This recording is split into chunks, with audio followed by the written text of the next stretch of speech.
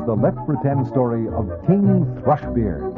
Come one, come all, the big and small, we're here with Let's Pretend. You'll laugh, you'll cry, and wonder why until the very end. The joy of storytelling to all we do extend. So give a cheer, 'cause look what's here, another Let's Pretend. Hi, pretenders. Hi, Uncle Ted. Say, you've all heard of that famous writer called Shakespeare, haven't you? You sure? He wrote plays. That's right. Serious ones and funny ones. And one of his funniest was a play called The Taming of the Shrew. Well, it's our theory that he got the idea for that play from the very same fairy story we're going to do today. So, Helen, you tell us how we travel to meet a character who made a hit with Shakespeare, King Thrushbeard. Let's go by subway. Okay. Will you whistle up the Let's Pretend Express train? Magical sound man, a fast subway train, please. 1, 2, 3. And there we are. Hustle in those doors now. Grab a seat or a strap, everybody. Doors closing. Wow. Let's go. It's going to be so much fun.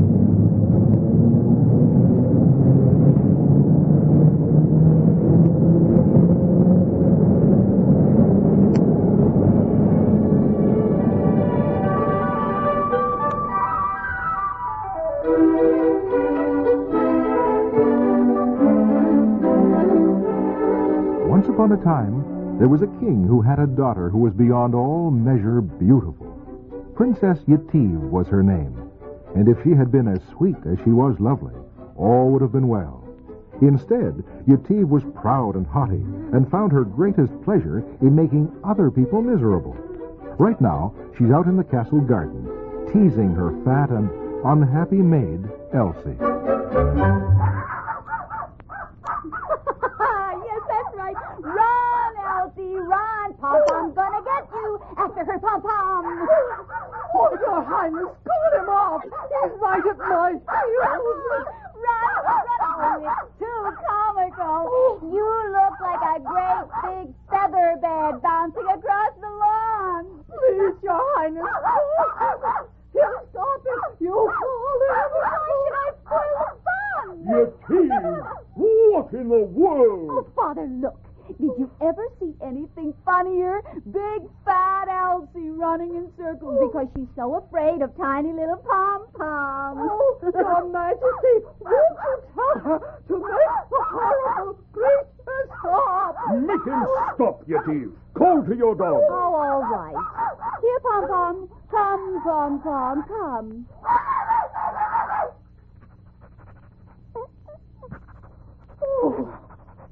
Oh, thank heaven. Nice, Pom-Pom. Good little Pom-Pom. That was a lot of fun, wasn't it? Fun? Oh, you wouldn't think so if it was you, Your Highness. No, you certainly wouldn't. Yetive, don't you ever think how you'd feel if somebody treated you as you treat others? Why should I? I'm the Princess Yetive. Oh, it is time I took action. Drastic action. Yetive, I want to talk to you. Elsie, go along back to the castle and take a good long rest. Yes, Your Majesty. Thank you, Your Majesty. Now, Yetive, I came out here to tell you... Father, be careful. You almost sat on Pom-Pom. Here, Pom-Pom, darling, come and sit on my lap. Gives me some hope that you care for that little dog as you do. If it weren't for that, I'd think you cared for nothing and no one, Yetive. And I'd feel guilty marrying you off to some poor fellow who deserves better. As it is, if you choose some strong-minded prince for a husband... Father, well, really, what do you mean? What's all this talk of marriage? Yetive, for some time now, I've been asking you if you could care for this prince or that, but you've had some fault to find with them all. Now I've decided there must be no more delay. This afternoon, all the princes and noblemen from miles about are assembling here at this castle at my invitation. What? Yes, and you are to choose one of them for a husband. Well, supposing I just say I won't. I shall insist, Yetive. I am getting old. I must know your future is settled and the future of this kingdom. Also, I'm hoping a husband may be able to manage you better than I've been able to. Manage me? Well, really? Well, I just won't come to the party. Yes, you will, Yetive. After all, I am king around here, and I command it.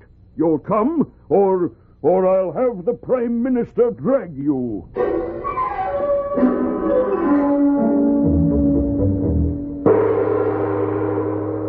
All right, page, open the doors. Ask the princess to enter. Yes, Your Majesty. I warn you, Father, you'll be sorry you forced me this way. Enter, Your Royal Highnesses. Here they come. So very happy to see you. Greetings, Your Majesties. You do our court great honor, and I am happy to say that today my daughter, Princess Yetive, will select a husband from among you. I present my daughter, Princess Yetive. Gentlemen, it is only fair to say that I do not look with favor on this plan of my father's. However, since he insists, let us start the parade. Well, now, that's better, Yetive.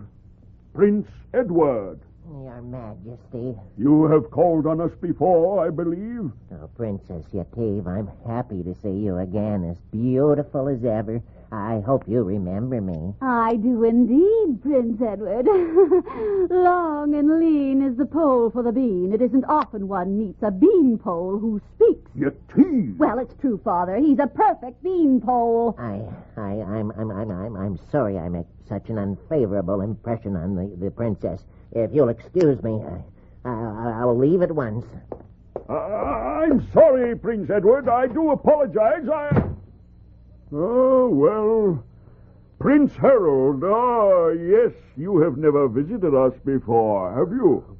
No, Your Highness. When I see such beauty as the Princess Yetive's, I realize my great loss. Perhaps you feel a loss, Prince Harold, but as for me, as long as there are wine barrels in our cellar, I will always be able to picture you as clearly as if you stood before me. Yetive! Oh, how can you? Well, look at him, Father. Is it my fault to be shaped exactly like a wine barrel? Your Highness, I really didn't come here just to be insulted. If you'll excuse me, I will leave at once. Well, you leave. Your Highnesses, I apologize for my daughter. 1,000 apologies. Oh, dear. Well, I warned you, Father. Oh, what am I going to do with you, Yetive? Your pardon, sire, but if I could meet the princess... Who? Where? Oh, well, I'm sorry. I thought all the princes had gone. All except I, Your Majesty. I prefer to stay. I am King Douglas. King Douglas, please forgive me and allow me to present my daughter, Princess Yetive. It really is curious that we overlooked you, my friend, with your great height and your huge bearded chin. My goodness, that beard. It looks just like the beak of a thrush. Ha ha! Greetings, King Thrushbeard. Oh, Yetive. If it pleases you to call me King Thrushbeard, please do so, Princess. You know, with your eyes flashing as they do now, you remind me of a pet wildcat I have at home. Well, is your home in a zoo, perhaps? No, it's my hobby to try to tame such fierce creatures as wildcats and hawks and young wolves. And with the wildcat of which I speak, I did exceptionally well. Yes, you tame... I say, King Thrushbeard, that is... Thrushbeard will do perfectly, Your Highness. Oh, thank you. Well, what I wanted to say, you tame wild creatures? You tamed a wildcat? The wildcat is as gentle as a kitten now, Your Majesty. Oh, sir. Oh, King Thrushbeard, you're the very man. Oh, sir, won't you... would you marry Yetive? Please? Father, how dare you? I wouldn't dream of marrying him. But I command you, Yetive. I'm sorry, Your Majesty, but I'm afraid you can't command me. Well, no, but with you, sir, I plead. Listen, underneath her proud exterior, I know my daughter is really sweet and kind. I'm not. A real wildcat. Oh, this is impossible. Yes, I'm afraid it is. I grant you, Your Majesty, it would be an interesting experiment to try to tame your daughter. But I'm afraid it's not for a King Thrushbeard. Oh, dear.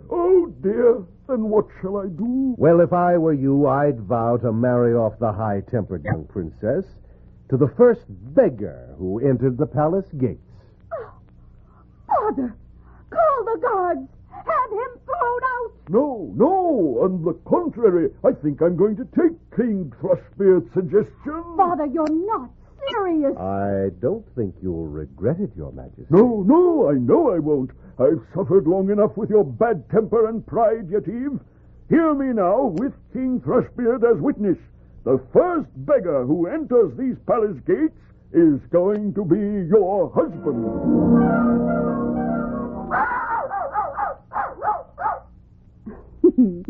Oh, Pom-Pom, you can't know what a scare I had this afternoon. Father made the most dreadful threat. For a minute, I almost thought he was serious.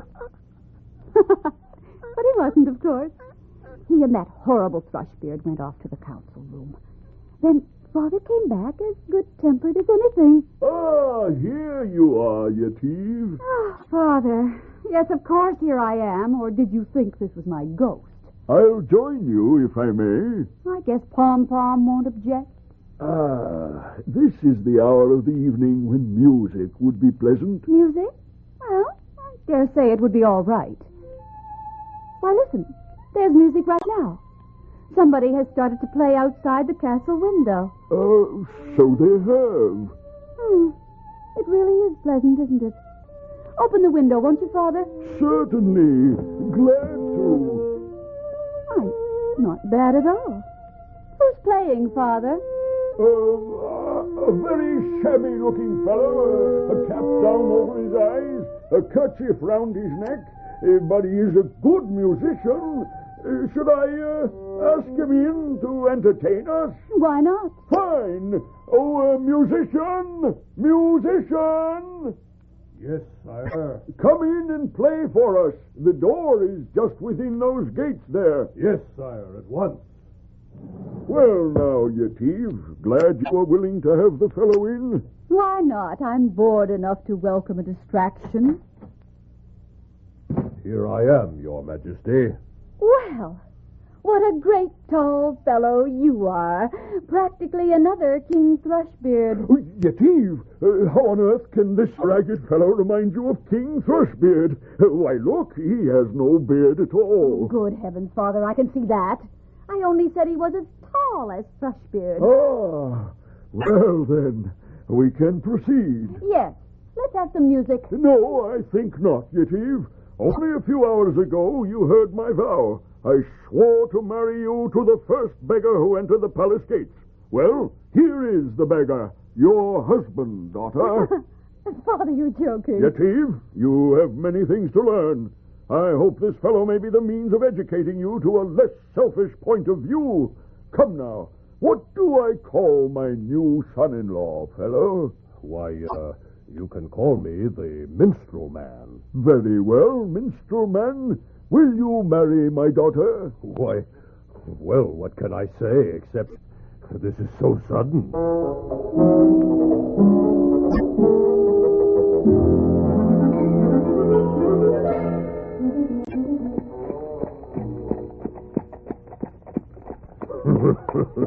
Come now, little wife. Why sit there beside me with such an angry face? I'm not too bad a fellow. Meet me halfway, and we may be very happy. Don't be idiotic. Her Royal Highness Yetive happy, married to a miserable beggar. Oh, this wagon is hideously uncomfortable. How much farther? Relax, Yetive. It isn't far. And make that donkey be still. My, what a demanding little wife. Even expects the donkey to be silent at her command. Well, then, you be still. One donkey braying is enough. Oh, I think it's time we started the first lesson, little wife. What? I am your husband. That means my word, not yours, is law. Oh, that's too much. Turn this wagon around and take me back to the castle immediately. Here, now sit back. Leave those reins alone. Sit back, or I'll take you across my knee. You wouldn't dare. Wouldn't I? No, don't. I'll sit back. Ah, and you'll stay that way. Yes, I prefer it, actually. That's wise. All right. I want to have a better look at that town there in the valley. My, it's a beautiful-looking place, such fine homes. Tell me, who is the lord of that city so fine? It belongs to King Thrushbeard. It might have been thine. King Thrushbeard? And how odd your voice sounded just then. Almost like someone else. Really? I must have been mistaken. Oh, look at that beautiful forest. Tell me, who is the lord of that forest so fine? It belongs to King Thrushbeard. It might have been thine. Thrushbeard again? And your voice. Whoa! Why on earth are we stopping here at this wretched little hovel? This, dearest wife, is our home. This miserable, fallen-down hovel is where you live. Yes, and where you live, too, from now on. Oh. Come on. See, I opened the door on our drawing room. Drawing room? More like a cold, dank cave. Well, summon the servants quickly. I'm tired and hungry. My dearest little love, there are no servants. No servants? Nary a one. But I, too, am tired and hungry, so please hurry and light the fire and put the kettle on. I want my supper as soon as you can get it. As soon as I can get it? Are you out of your mind? Oh, me, I guess it's time for the second lesson. Yetive, listen. Do you see this little paddle? Why, yes, I see it. It can be used on a spoiled little princess as easily as on a beggar maid. But you wouldn't. I demand that you... Will you get my supper? No. Yes, put the paddle down, yes. Ah, the kettle is right there on the hob. Oh, what a fool I was. Don't cry, little wife. It's better to sing. Oh, dear. How I wish I had married the king.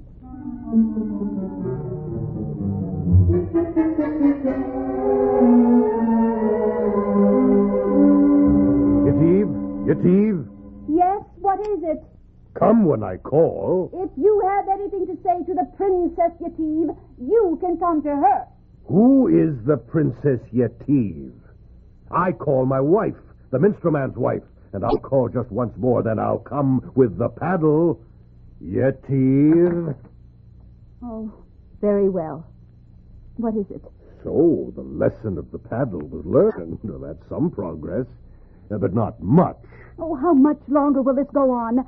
How much longer must I, a princess, be at a beggar's beck and call? It will go on, little wife, till you forget that you're a princess and I a beggar. It will go on until you learn to feel for others as you feel for yourself. Oh, I don't understand a word you're saying. You don't? I was hoping you were beginning to get the idea.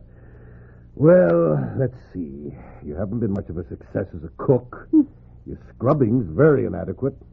Perhaps you can be of some use by selling pottery in the market. Selling pottery? Yes, I've taken the last penny of my savings, and I bought a stock of bowls and pitchers.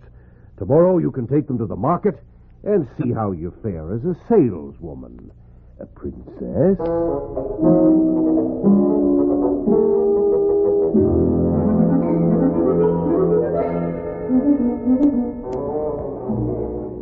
Who'll buy my pottery?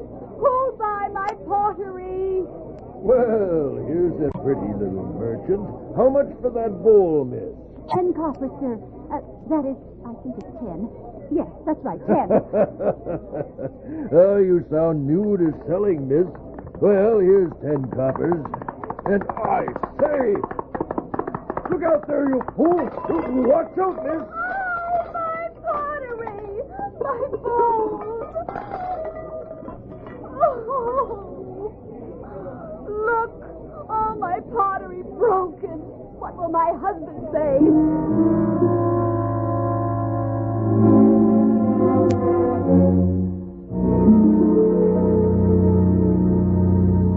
Well, I'm waiting to hear you say you're sorry, wife. My last penny went to buy those bowls. It wasn't my fault they were broken. You can't say you're sorry? I see. Well, in that case, I guess the next job for you is kitchen wench in the castle. The castle? Whose castle? The lord of the castle is King Douglas, a man whom you once called King Thrushbeard. Oh, but don't get your hopes up. You'll have no chance to appeal to him where you'll be. You'll be in the kitchen, helping the turnspit boy. I, who could have married King Thrushbeard, helping the turnspit boy in his kitchen? No, I won't. Uh-oh, Yetive. The paddle. Oh. Very well, then.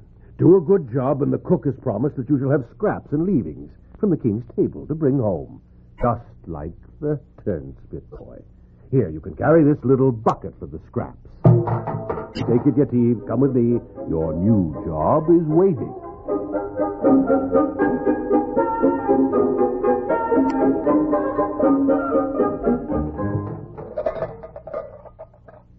There. I've got my bucket full of wonderful scraps. You're very nice, Yeti, letting me take your share of the bones. My share of the bones. Should I quarrel with a turnspit boy over the leavings from a feast? Well, some scullery maids would. I thought you were going to be that kind too, Yeti, but you've been getting nicer all the time. Nice? You think I'm nice, turnspit? Oh, yes. Only, why are you sad so much, Yeti? I have much to regret. But how on earth can I show I'm sorry now? Show you're sorry? For what, Yeti? I'm sorry for a lot of things. I have been for a long time now, but who'd believe me? Oh, Yeti, don't be unhappy. Listen, I have an idea. Let's both go up and peek into the ballroom and watch the ball for a minute. Do you think that would cheer me up, Ned, to see a lot of beautifully dressed men and women dancing, as I once danced? But, Yeti, we can see King Douglas himself, maybe. Have you ever seen him? Long ago I saw King Thrushbeard. King Thrushbeard? Never mind. Yes, do let's go look at the dance for just a moment. But we must be careful we're not seen. I know just the place, Yeti, behind the curtains in the corridor. We'll see King Douglas and all the noble folk, and you'll feel lots happier, I know.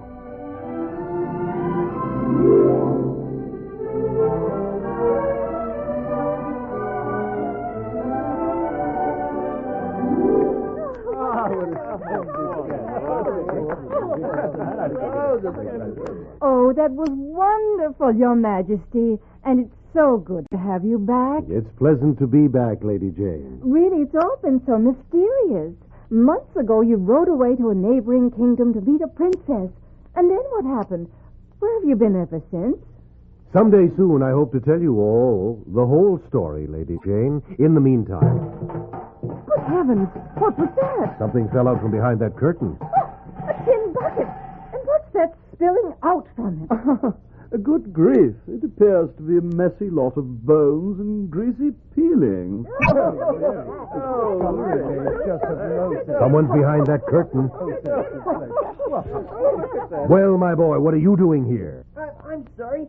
I'm sorry. I'm sorry. Run, Nettie, run on upstairs quickly. Well, the scullery maid, too, as I live and breathe. No, you don't, boy. I have you. Oh, Yeti, what will I do? Please, sir, let him go. I did it. I dropped the bucket, and I'm terribly sorry for embarrassing you, but please don't punish the boy. And should I care how somebody else feels? Do you know who I am? No, sir, but it doesn't matter. Whoever you are, you should care. Oh, believe me, it's better to feel for others as you would feel for yourself. Well, did you ever? Now the scullery maid lectures the king. The king? You are the king? Oh, what have I done? Oh, I'm sorry. I'm very sorry. Yetive, no, don't run away. Yetive, at last, I've caught you. Oh, Your Majesty, please, I said I was sorry. You call me Yetive. How do you know my name? I've known you a long time, Yetive, and I know what a wonderful change of heart you must have had to speak to me as you just did. But you don't recognize me at all. That lady said you were a king. But you can't be the king whom I call Thrushbeard. No. You have no beard. I shaved it off to become the minstrel man, my dear. Minstrel man? Yes, I am the minstrel man, your husband, Yetive. And I was the rider, too, who galloped across your pottery in the marketplace. Oh, it's not possible. My disguises were good, I see. And now, little wife, will you forgive me for all the suffering I've caused you? And will you come back to the ballroom with me now and be introduced as my queen? Oh, you can't know what you say. I do indeed. I know that at last your stubborn pride has melted away to reveal a sweet and gentle heart. I know that now you are the Princess Yetive I was sure you could be from the beginning. Oh, if I am, it's your doing. Then come, my dear. But look, these rags I'm wearing. Yetive, must I get out the paddle? No, I'll come.